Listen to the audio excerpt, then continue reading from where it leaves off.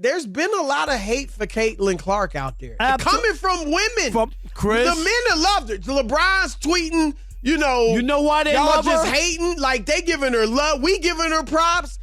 I'm sorry. How can you not give her props? The girl is bad. The assist, the unbelievable. She's a phenomenal passer. Yes, like that stuff. And all we hear is these women who are accomplished. Nobody's taking away your champion trophy. Well, they're and all jealous. That. They're jealous, Chris. They're jealous that they didn't draw this level of attention. Caitlin Clark has single-handedly elevated women's basketball and the WNBA to a whole new level of popularity.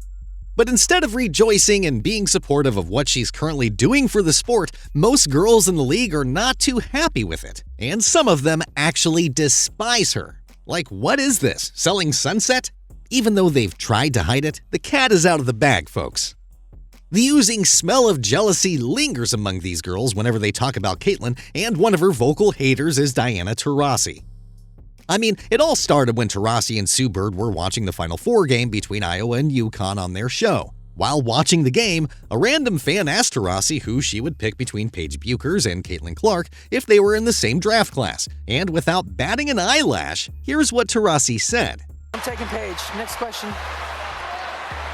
So if you had the number one pick this year, you would take Paige over Caitlin? Absolutely. I like that energy. Now, I don't know if she was already trying to light up the beef here with Caitlin around this point, but to me, she's just being honest in picking Paige. One of the reasons I think she picked Paige is because she was a UConn player just like herself. And aside from this, Paige is not too shabby of a player either. She's currently averaging close to 20 points a ball game. And she's also one of the top-ranked female players today. However, her cold-blooded response was immediately noticed by fans, and it seemed like she was quick to diminish Caitlin and the things that she's been doing on and off the court. Now, when their conversation shifted to Huskies coach Gino Auriemma and if he would let Caitlin shoot logo threes under his watch, the three-time WNBA champ butt in yet again and said, Hell no. Okay. Like, he didn't even let us dribble. Like, not the high pass to the side. We were playing triangle, pass, screen away, pinch post. I bet we came off five pick and rolls our whole career. No chance you're doing that with Coach Auriemma. That's just not the way he teaches It's different now, basketball. though. It's different now, though. This was obviously a hypothetical question. But even if that's the case, Taurasi quickly slammed the door on Caitlin yet again, saying that her carefree, green light, all-day play style would not work in a team with a complex and rigid offensive system. I mean, when Steph Curry entered the NBA back in 2009, he wasn't shooting logo threes right off the bat. And it took a couple of years before Steph got his groove on and became the greatest shooter on the planet. When he entered the league, he was just playing within the Warriors system. But eventually, he became the system that the Warriors have built around. I think the same case can be applied to Caitlin's cause in the history of women's basketball. No one can shoot the ball like her from such a range, and her shot making is simply unmatched. With this said, I think Taurasi made a false claim there when she said that Caitlin wouldn't thrive playing in a team with an already established system.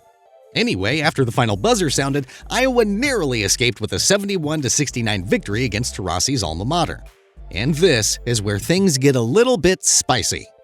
See, when Scott Van Pelt asked about Taurasi's expectations of the upcoming rookies and how they would pan out in the big leagues, here was her blunt response.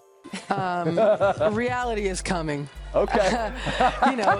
There's levels to this thing, and that's just life. We all went through it. Of course. And you see it on the NBA side, and you're going to see it on this side, where, you look superhuman playing against 18-year-olds, but you're going to come with some grown women that have been playing professional basketball for a long time.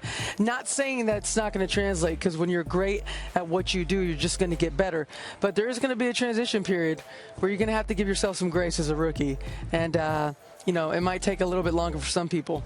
Now, with that kind of an answer, I think Taurasi is starting to light up a beef between her and Caitlin.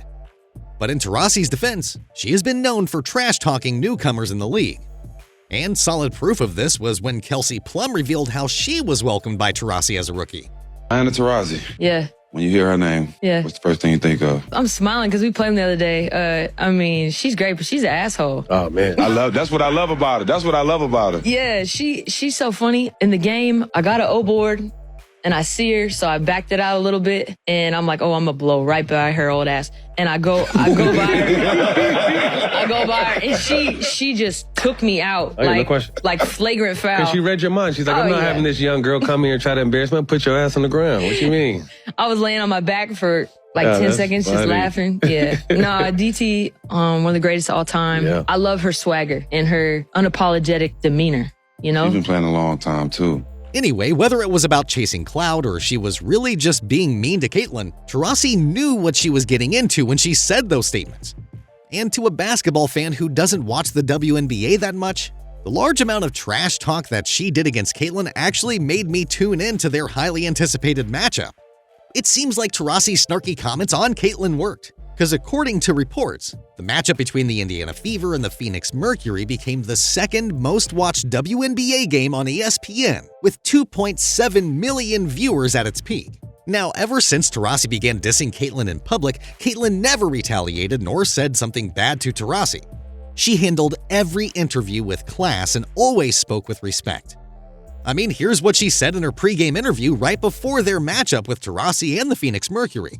In your career against Diana Taurasi, does that bring any sort of extra excitement for you?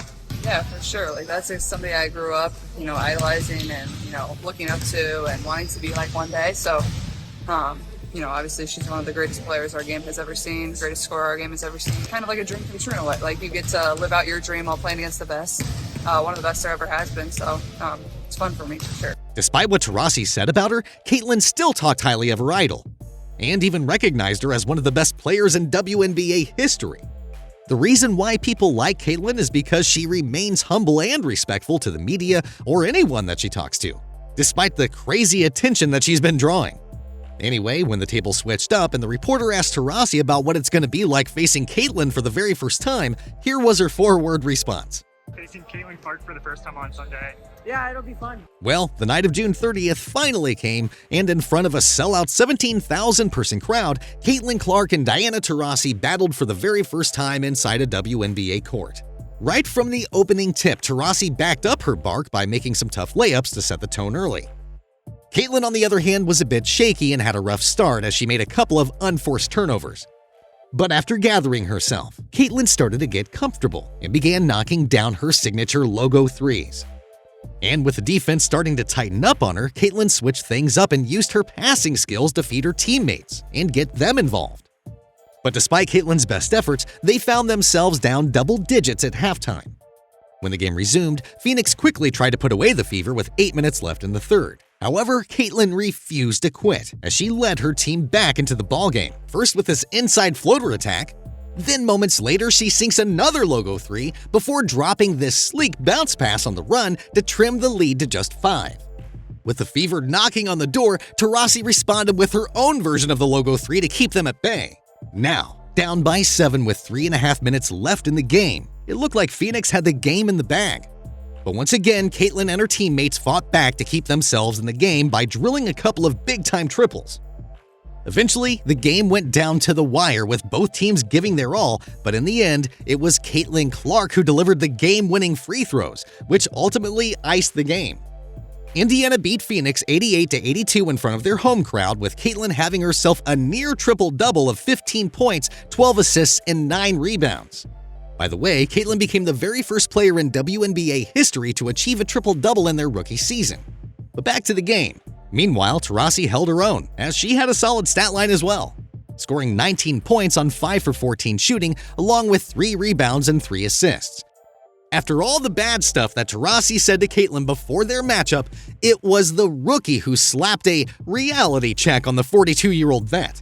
And to add insult to injury, the Indiana Fever trolled her by posting this 2-word tweet.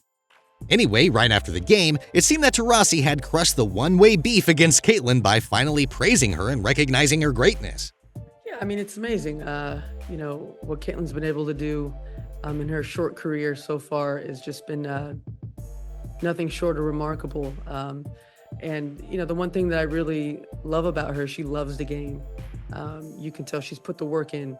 And even, throughout, her short WNBA career, it's been a lot of pressure, a lot of things thrown at her. And, she keeps showing up and keeps getting better every single game. So her future is super bright. And based on that clip, I think Taurasi has finally learned her lesson of not talking too much trash to upcoming rookies, because there are players like Caitlin who will definitely bite back and not back down to bully vets like her.